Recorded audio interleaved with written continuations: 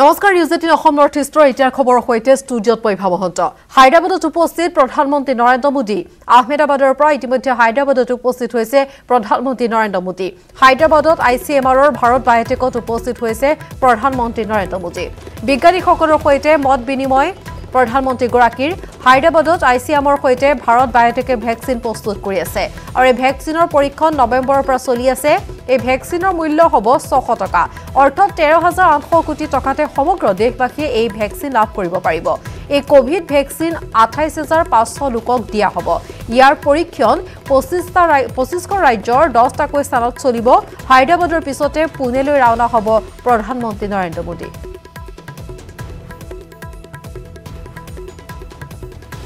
আহমেদাবাদৰ পিছত বৰ্তমান হায়দৰাবাদত উপস্থিত হৈছে প্ৰধানমন্ত্ৰী নৰেন্দ্ৰ মোদী হায়দৰাবাদৰ পিছত পুনেলৈ ৰাওনা হ'ব আৰু তৃতীয়টো আজিৰ দিনৰ কাৰ্যসূচী আজিৰ দিনটোত পুনেৰ সিৰাম ইনষ্টিটিউটলৈ যাব আৰু এই সিৰাম ইনষ্টিটিউটত যেহেতু অক্সফৰ্ডৰ তত্ত্বাৱধানত বিজ্ঞানীসকলে প্ৰস্তুত কৰিছে ভ্যাকচিন এই সিৰাম ইনষ্টিটিউটত প্ৰধানমন্ত্ৰী নৰেন্দ্ৰ মোদীয়ে ভ্যাকচিনৰ প্ৰডাকচন লগতে তাৰ বিতৰণ কেনেকৈ কৰা হ'ব সেই সন্দৰ্ভত বুজ ল'ব লগতে ভ্যাকচিনৰ প্ৰতিৰোধ ক্ষমতা কিমান তাৰ ওপৰতো বৈজ্ঞানিকসকলৰ সৈতে আলোচনাত মিলিত হ'ব আৰু এতিয়ালৈকে যেহেতু দুটাকৈ স্থানত বৈজ্ঞানিকসকলৰ সৈতে আলোচনাত মিলিত হৈছে পৰিদৰ্শন কৰিছে আৰু বৰ্তমান আমি জনাইছো প্ৰধানমন্ত্ৰী নৰেন্দ্ৰ মোদী হায়দৰাবাদত আছে হায়দৰাবাদৰ পিছতে পুনেলৈ যাব আৰু এয়া হৈছে আজিৰ দিনটোত প্ৰধানমন্ত্ৰী নৰেন্দ্ৰ মোদীৰ ভ্ৰমণ কাৰ্যসূচী তিনিটাকৈ স্থান তিনিটাকৈ লেবৰেটৰী তিনিখনকৈ ৰাজ্যত প্ৰধানমন্ত্ৰী নৰেন্দ্ৰ মোদী আজি পৰিভ্ৰমণ কৰিছে তীব্ৰ গতিত কৰোনা ভ্যাকচিনৰ কাম যেহেতু চলি আছে গতিকে এই সন্দৰ্ভত কাম কিমান দূৰ আগবাঢ়িছে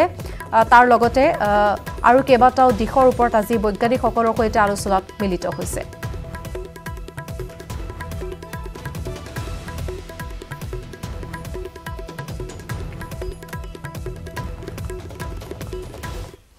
ৰাজ্য খবৰ আহিছো লখিমপুৰৰ লালুকত অসম গণ পৰিষদৰ বিৰুদ্ধে উত্তাল প্ৰতিবাদ আছু আৰু জাতি জনগোষ্ঠী ঐক্য মঞ্চৰ এই উত্তাল প্ৰতিবাদ অতুল বৰা কেশৱ মহন্ত আৰু ফণীভূষণ চৌধুৰীৰ প্ৰতিকৃতিতা নাওবৈছাত আজি অগপৰ বৃহৎ জনজাগৰণ সভাত অংশ ল'ব মন্ত্ৰী অতুল বৰা কেশৱ মহন্ত ফণীভূষণ চৌধুৰীয়ে সভাত উপস্থিত হোৱাৰ পূৰ্বে সংগঠনকেইটাই সাব্যস্ত কৰিছে এই প্ৰতিবাদী কাৰ্যসূচী লখিমপুৰৰ লালুকৰ ৰাজপথৰ দৃশ্য দেখুৱাইছে অসম গণ পৰিষদৰ বিৰুদ্ধে এই উত্তাল প্ৰতিবাদ আছু আৰু জাতি জনগোষ্ঠী ঐক্য মঞ্চৰ এই উত্তাল প্ৰতিবাদ অতুল বৰা কেশৱ মহন্ত ফণীভূষণ চৌধুৰীৰ প্ৰতিকৃতি দাহ কৰা হৈছে নাওবৈছাত আজি অগপৰ বৃহৎ গণজাগৰণ সভাত অংশ ল'ব মন্ত্ৰী অতুল বৰা কেশৱ মহন্ত আৰু ফণীভূষণ চৌধুৰীয়ে সভাত উপস্থিত হোৱাৰ পূৰ্বে সংগঠন কেইটাৰ এই প্ৰতিবাদ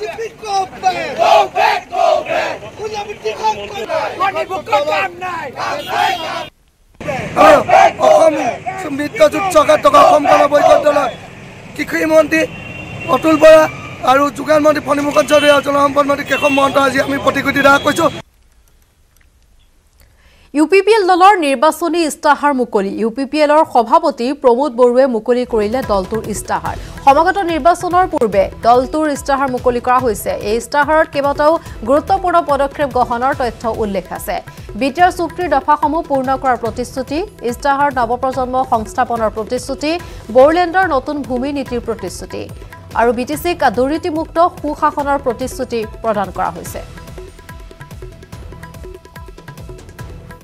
কৰা হ'ব য'ত নেকি সকলো জাতি জনগোষ্ঠীয়ে ভূমিৰ অধিকাৰ পাবলৈ সক্ষম হ'ব আৰু ইয়াৰ লগতে আমি তৃতীয়টো ৰাখিছোঁ এডুকেশ্যন শিক্ষা নহ'লে আমি কেতিয়াও আগুৱাই যাব নোৱাৰোঁ আৰু আজি শিক্ষা বুলি ক'লে সবচে ৱৰ্ষ্ট কণ্ডিশ্যনত আছে আমাৰ BTC অঞ্চলত ইয়াত বহুখিনি বিদ্যালয় আছে তাত শিক্ষক নাই বহুতখিনি বিদ্যালয় আছে প্ৰভিন্সিয়েলাইজ নহয় বহুতখিনি বিদ্যালয় আছে হাই স্কুল LP স্কুল য'ত ছিংগল টিচাৰে পাঠদান কৰি আছে ME স্কুলত 2-3জন শিক্ষকেৰে পাঠদান চলি আছে হাই স্কুলত পৰ্যাপ্ত পৰিমাণৰ শিক্ষক নাই কলেজত মানে শিক্ষকবিলাকৰ যিটো প্ৰফেচাৰসকলৰ যিটো চাকৰি এইটো ৰেগুলাৰ হোৱা নাই প্ৰভিন্সিয়েলাইজ হোৱা নাই তেনেকুৱা ধৰি ইনফ্ৰাষ্ট্ৰাকচাৰ নাই আৰু বহুত সমস্যা আছে এই অঞ্চলত শিক্ষাৰ সমস্যা আৰু সেই সমস্যাখিনি 100% সমাধান কৰি KG to PG আমাৰ সকলো ষ্টুডেণ্টে যাতে কোৱালিটি এডুকেশ্যন পাব পাৰে ইয়াৰ কাৰণে এটা আমি যোজনা এটা বনাইছোঁ আৰু আমি এইটো ঠিক কৰিছোঁ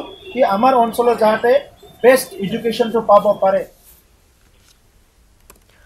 নগাঁও কাৰ্বি সীমান্তত বন্যহস্তীৰ উপদ্ৰৱ নিশা হলে বৰহমপুৰ বামুণী হাতীখুলি আৰু কন্দলীৰ বৃহত্তৰ পথাৰত এক বৃহৎ হাতীৰ জাকে দীৰ্ঘদিনৰ পৰা সন্তাক চলাই আহিছে খাদ্যৰ সন্ধানত কাৰ্বি পাহাৰৰ পৰা নামি অহা হাতীৰ জাকটোৱে খাই তহিলং কৰিছে শ শ বিঘা ধান খেতি আতংক দিন পাৰ কৰিবলগীয়া হৈছে বৃহত্তৰ অঞ্চলটোৰ ৰাইজে আনহাতে স্থানীয় লোকে বন বিভাগক বাৰম্বাৰ জনোৱাৰ পিছতো কোনো ব্যৱস্থা গ্ৰহণ নকৰাৰ অভিযোগ বন বিভাগৰ বিৰুদ্ধে দিনতে ওলায় ৰাতি মানে এই গুজা টাইমতে মানে বহুত ওলায় জাকে জাকে ওলায় 100-150 এনেকৈ হাতী ওলায় ইয়াতে আহি পেলাই গা ধুয়ে এইফালে মানে মানুহবিলাকৰ খেত পথাৰ আছে এইবিলাক ধান পকিছে এতিয়া বহুত ডিষ্টাৰ্ব দিয়ে আৰু ডেইলিয়ে মানে আহে আৰু 2021 বিধানসভা নিৰ্বাচনত 38টা সমষ্টিত প্ৰাৰ্থী দিব বিপিএফে বিজেপিৰ মৃত্যতা ভংগ হলে এই সিদ্ধান্ত ঘোষণা কৰিব বিপিএফে ঢেকিয়াজুলি এখন নিৰ্বাচনী প্ৰচাৰ সভাত এই গুৰুত্বপূৰ্ণ মন্তব্য বিপিএফৰ জ্যেষ্ঠ নেতা তথা প্ৰাক্তন বিধায়ক ৰাকেশ্বৰ ব্ৰহ্মৰ কেৱল ইমানেই নহয় বিজেপি সুবিধাবাদীৰ দল আখ্যা দিলে প্ৰাক্তন বিধায়কগৰাকীয়ে হিমন্ত বিশ্ব শৰ্মাই নিৰ্বাচনী সভাসমূহত হাগ্ৰামা মহিলাৰীক কৰা অপমানৰ প্ৰতিশোধ বিপিএফে আগন্তুক নিৰ্বাচনতে ল'ব বুলি মন্তব্য কৰে সুবিধা ল'মেই আমি আমাক ডেভেলপমেণ্ট লাগে ক'ব নোৱাৰোঁ কৰিম 38টা সমষ্টিত আমি ইলেকশ্যন খেলিম যাৰ লগত চৰকাৰ বনাম জনে চৰকাৰ বনাই এজিপিয়ে বনাই না আমাৰ লৰেণজ্যোতি গগৈৰ জাতীয় পৰিষদে বনাই না অখিল গগৈ ৰাইজৰ দলে বনাই আমি একেলগে জোটবন্ধন কৰি চৰকাৰ চলাম দিছপুৰ না কংগ্ৰেছৰ লগত থকা নাথাকা তেওঁলোকৰ মেজৰিটিৰ কথা আহে নহয় তেওঁলোকে যদি মেজৰিটি পাই চৰকাৰ গঠন কৰে আমাৰ এই ৰেকৰ্ড আছে আগতেও আমি 2006 চনত তেওঁলোকক ছাপোৰ্ট কৰিছোঁ 12জন এমএলএ দিয়াতহে কংগ্ৰেছৰ চৰকাৰ গঠন হৈছিল আপোনালোকে জানে পাষ্ট ৰেকৰ্ডটো আপোনালোকে জানে এইবাৰো যদি ঠিক তেনেকেই লৰেণজ্যোতি গগৈ যদি মেজৰিটি পায় তেওঁলোকতো থাকিম ইউডিএফ হলেও আমি থাকিম আমাক পইচা লাগিব না ৰাস্তা ডেভেলপমেণ্ট কৰিব লাগিব না দলং বনাব লাগিব না অখিল গগৈ ৰাইজৰ দল তেওঁলোকতো হাত মিলাম বিজেপিৰ লগত নহ'ব যিটো মেণ্টেল টৰ্চাৰ দিছে আমাৰ 14টা জাতি জনগোষ্ঠী আমি একেলগে বসবাস কৰি আছোঁ য'ত শান্তি পৰিৱেশ চলি আছে তাতে হিমন্ত বিশ্ব শৰ্মা ডাঙৰীয়াই ইতিবাচকতা অদ্বিতীয় শক্তি কেতিয়াবা ভাগ্য সলনি কৰিবৰ বাবে কোনো লোকৰ অতি প্ৰয়োজন হৈ পৰে অৱসৰপ্ৰাপ্ত কৰ্ণেল এছ ডালবিয়েনে এক শক্তি যিজনে দেশৰ শ শ গাঁৱৰ জলমানচিত্ৰ সলনি কৰি দিছে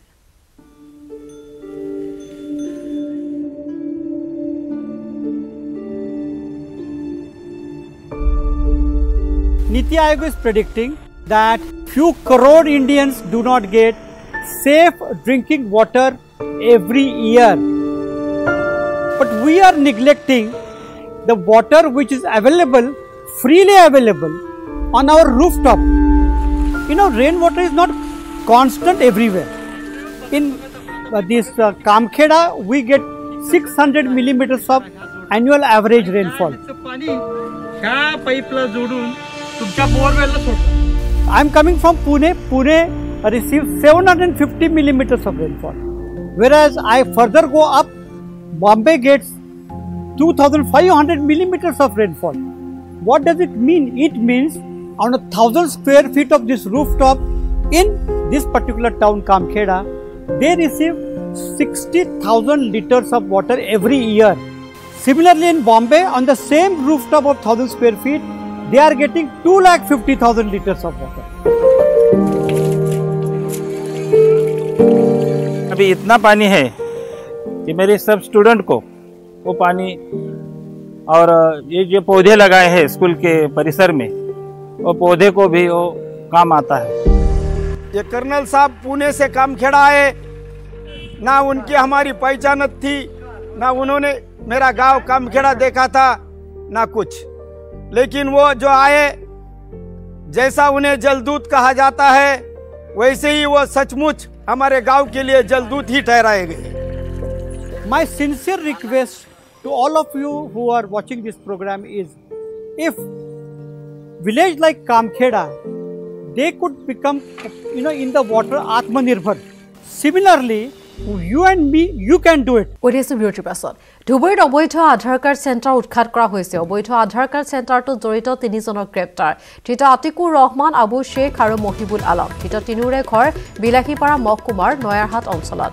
বিলাসীপাৰা আৰক্ষীয়ে চলাইছিল অভিযানত নয়াৰহাট 3য় খণ্ড গাঁৱৰ পৰা লেপটপ, মোবাইল আৰু চিলমোহৰ জব্দ কৰা হৈছে।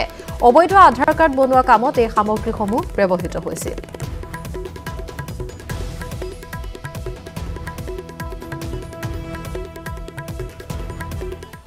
ধুবুৰী জিলাৰ ঐতিহাসিক আলোকজাৰী মহামায়া পাহাৰত কাম্পা আঁচনিৰ অধীনত সাহিত্য মনীষী উপবন আঁচনিৰ শুভাৰম্ভ। শুকুৰবাৰে বন আৰু পৰিৱেশ মন্ত্ৰী পৰিমল শুক্লবৈদ্যই শুভাৰম্ভ কৰে আঁচনিৰ।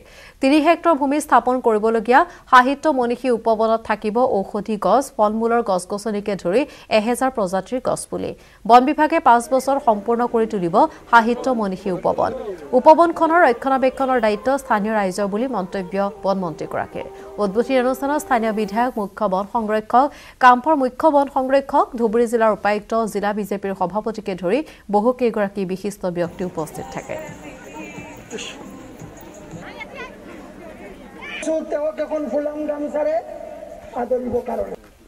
কেম্পাৰ ফালৰ পৰা আমি 24খন জিলাত 24টা আমি সাহিত্য মনীষী উপবন আৰম্ভ কৰিলোঁ।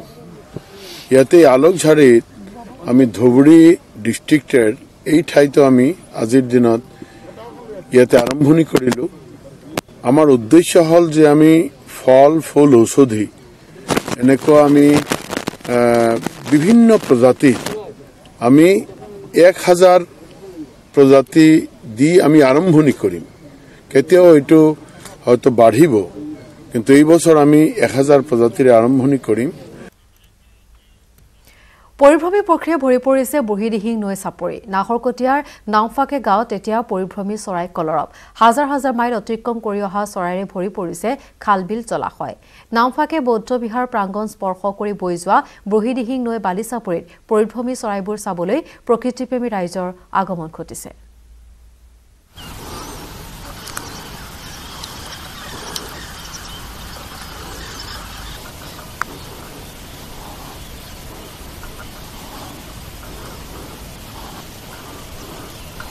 আৰু এই দৃশ্য আমি দেখুৱাইছোঁ কিদৰে পৰিভ্ৰমী চৰাই ভৰি পৰিছে নাহৰকটীয়াৰ নাওফাকে গাঁৱত। এনেদৰে বুঢ়ীদিহিঙৰ চাপৰিত হাজাৰ হাজাৰ পৰিভ্ৰমী পক্ষী। নাহৰকটীয়াৰ নাওফাকে গাঁৱত এই পৰিভ্ৰমী পক্ষীৰ কলৰৱ শুনা গৈছে। ভৰি পৰিছে খালবিল জলাশয়। আৰু এই পৰিভ্ৰমী চৰাই চাবলৈ দেখা পোৱা গৈছে পৰ্যটকেও ভিৰ কৰিছে সেই স্থানত। শীতল আগমনৰ লগে লগে এইবিলাক পৰিভ্ৰমী চৰাই যিটো স্মল প্লান্টিকল বুলি এনে কোৱা হয়, নামফাকে বাৰী চাপৰিত হাজাৰ হাজাৰ তেনেকুৱা ধৰণৰ চৰাই দেখা পোৱা গৈছে। উদালগুৰিত হাতীৰ আক্ৰমণত এজন লোক নিহত হৈছে। হাতীৰ আক্ৰমণত নিহত লোকজনৰ নাম হৈছে ভেনচেণ্টো টিৰু। গুৰুতৰভাৱে আহত প্ৰকাশ টিৰু নামৰ আন এজন লোক। বাঘখোৱা বস্তিত এই কৰুণ ঘটনা সংঘটিত হৈছে। উন্নত চিকিৎসাৰ বাবে ইতিমধ্যে লোকজনক GMCHলৈ প্ৰেৰণ কৰা হৈছে। পুনৰ হাতীৰ আক্ৰমণৰ ঘটনা। উদালগুৰিত হাতীৰ আক্ৰমণত মৃত্যু হ'ল এজন লোকৰ। হাতীৰ আক্ৰমণত মৃত্যু হোৱা লোকজনৰ নাম ভেনচেণ্ট টিৰু। গুৰুতৰভাৱে আহত প্ৰকাশ টিৰু নামৰ আন এজন লোক। বাঘখোৱা বস্তিত সংঘটিত হৈছে এই কৰুণ ঘটনা।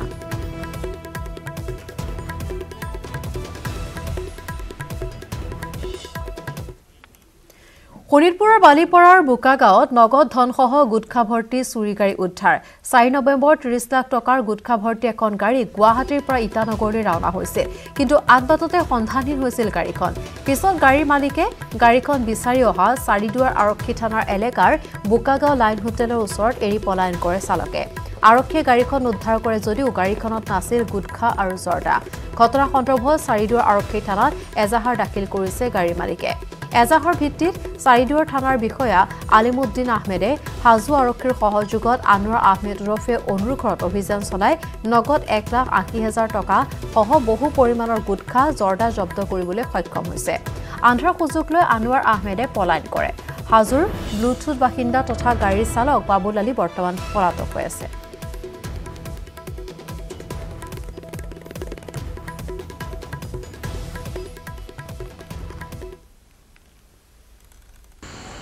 11:30 তাৰিখে এই গাড়ীখন গুৱাহাটী চাংচাৰীৰ পৰা ইটানগৰৰ কাৰণে এইটো পান মছলা গুটকা জৰ্দা 30 লাখ টকাৰ মাদলত কৰিছিল।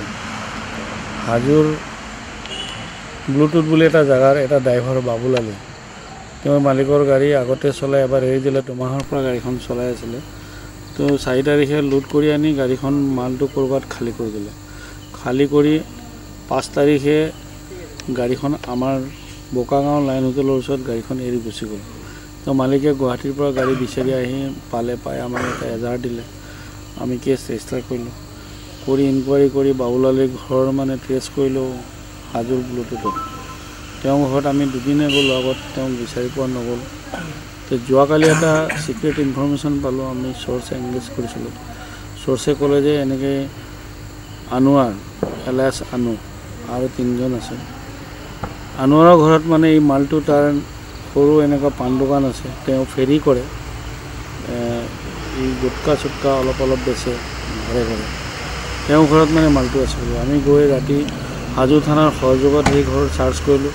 চাৰ্চ কৰোঁতে এন্ধাৰৰ সুযোগ লৈ মানে ঘৰৰ পিছফালে সৰু খিৰিকী ৰাখি থৈছিলে, পলাই গুচি গ'ল।